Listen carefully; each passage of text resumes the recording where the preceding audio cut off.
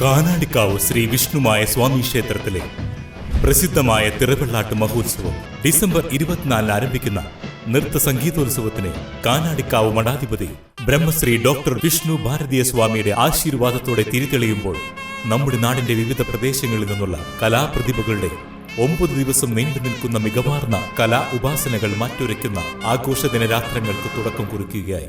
പെരിങ്ങോട്ടുകര കാനാടിക്കാവ് വിഷ്ണുമായ ക്ഷേത്ര സന്നിധിയിലേക്ക് ഏവരെയും സാദരം ക്ഷണിക്കുന്നു. കാഞ്ഞാണി സെന്റ് തോമസ് UP സ്കൂളിലെ നവീകരിച്ച കെട്ടിടത്തിന്റെ ഉദ്ഘാടനം മുരളി പെരുന്നെല്ലി MLA നിർവഹിച്ചു.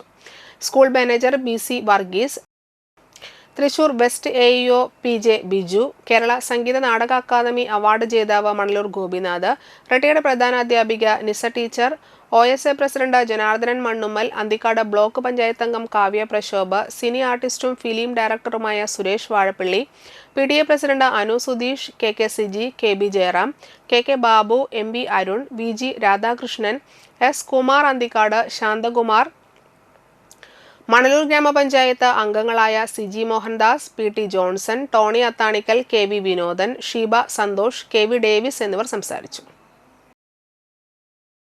ഏറ്റവും നല്ല വിദ്യാഭ്യാസം ലഭിക്കുന്ന എവിടെ? പൊതുവിദ്യാഭ്യാസ മേഖലയിലാണ്. പൊതുവിദ്യാഭ്യാസ മേഖല സർക്കാർ സ്കൂളുകളും ഇതുപോലുള്ള എയ്ഡഡ് സ്കൂളുകളും കൂടി ചേർന്നതാണ്. ആ പൊതുവിദ്യാഭ്യാസ സംരക്ഷണ യത്നം 2014 ഗവൺമെൻറ് വരുമ്പോൾ ആയിരക്കണക്കിന് സ്കൂളുകൾ എക്കണോമിക് എന്ന് പറഞ്ഞ അടച്ചുപൂട്ടൽ ഭീഷണിയായിരുന്നു.